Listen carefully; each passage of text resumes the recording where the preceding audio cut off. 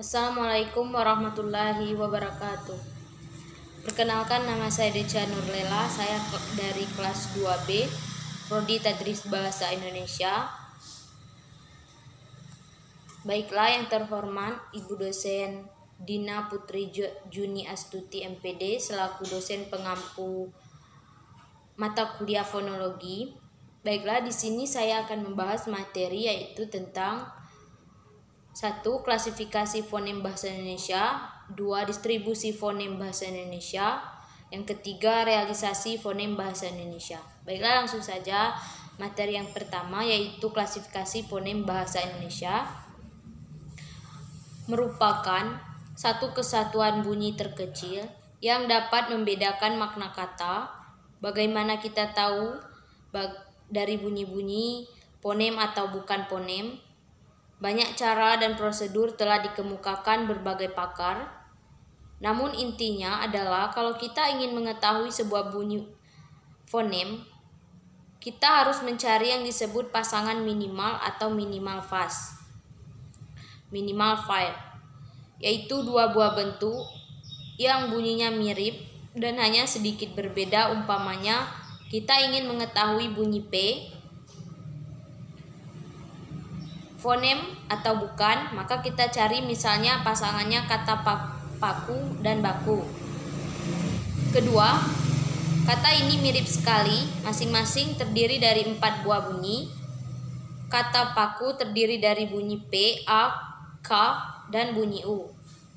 Sedangkan kata paku terdiri dari bunyi B, A, K, U, baku. Jadi, pada pasangan paku dan baku terdapat 3 bunyi yang sama, yaitu bunyi kedua, ketiga, dan keempat.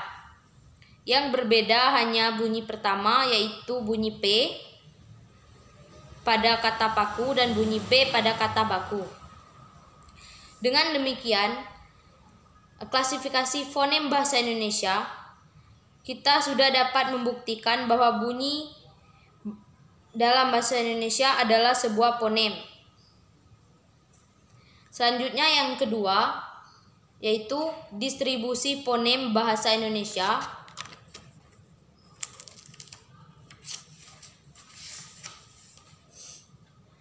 Adalah letak atau beradanya sebuah fonem di dalam satu satuan ujaran yang kita sebut sebuah kata atau morfem.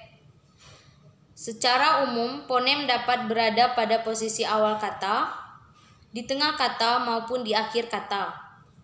Secara khusus, satu persatu ada fonem yang dapat berada pada ketiga posisi itu, tetapi ada pula yang tidak dapat hanya berada pada posisi awal saja atau posisi pada akhir saja. Fonem vokal memang selalu dapat menduduki posisi pada semua tempat, berkenaan dengan posisi sebagai puncak kenyaringan pada setiap silabel. Sedangkan fonem konsonan tidak selalu demikian, mungkin dapat mendaki awal dan akhir, tetapi mungkin juga hanya menduduki posisi pada awal. Sejalan dengan pembicaraan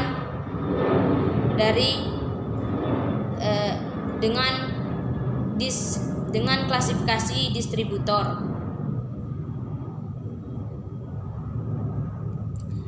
Di dalam distribusi fonem bahasa Indonesia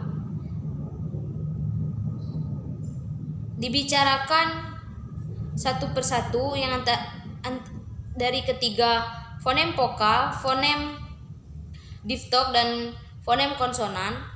Fonem vokal yang pertama, vokal A dapat menduduki semua posisi seperti tampak pada contohnya ambil dan taat dan harga. Di vokal I dapat menduduki semua posisi seperti tampak contohnya indah, amin, dan tani. Selanjutnya fonem diftong dapat menduduki posisi awal dan posisi akhir seperti tampak pada contoh Allah, aula, dan pulau, tidak dapat menduduki posisi tengah. Yang ketiga yaitu fonem konsonan menduduki posisi awal, posisi tengah, dan posisi akhir seperti tampak pada kata bambu, timbul, dan sebab. Namun pada posisi akhir sebagai koda posisinya mendua, maksudnya dapat sebagai ponem B dan dapat pula sebagai ponem P. Di sini ponem B itu kehilangan kontrasnya dengan ponem P. Ponem yang seperti ini lazim disebut dengan nama arkifonem. Keduanya B dan P dianggap sebagai anggota dari arkifonem B keterangan. Arkifonem dilambangkan dengan huruf kapital. Selanjutnya yaitu yang terakhir, realisasi ponem bahasa Indonesia. Realisasi fonem bahasa Indonesia sama dengan ponem itu sendiri dihafalkan, hanya masalahnya kalau orang Indonesia melafalkan fonem-fonem bahasa Indonesia sangat banyak sekali variasinya.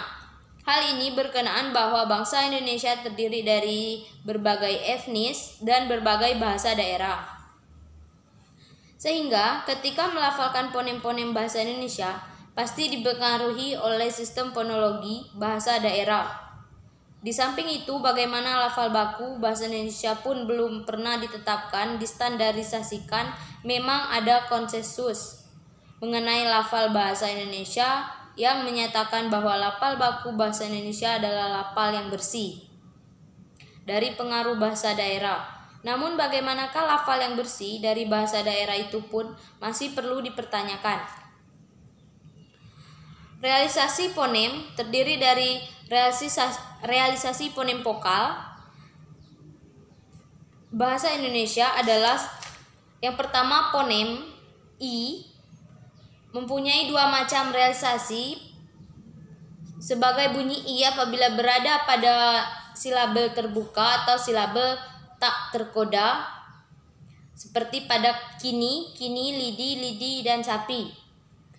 Yang kedua, ponem E mempunyai dua macam realisasi, yaitu pertama apabila berada silabel terbuka sate, kalau silabel tidak terbuka PT. Yang ketiga yaitu ponem A secara umum direalisasikan sebagai bunyi A pada posisi awal kata, tengah kata maupun akhir kata seperti apa, pada, dan dua. Mungkin itu saja materi dari ketiga klasifikasi fonem bahasa Indonesia, distribusi fonem bahasa Indonesia, dan realisasi fonem bahasa Indonesia. Semoga bisa bermanfaat untuk kita semua. Dan saya mohon maaf apabila ada kesalahan dan tutur kata yang kurang berkenan di hati kalian semua. Kepada Ibu dosen, semoga materinya bisa lebih baik. Saya akhiri. Wabillahi taufiq wal hidayah. Wassalamualaikum warahmatullahi wabarakatuh.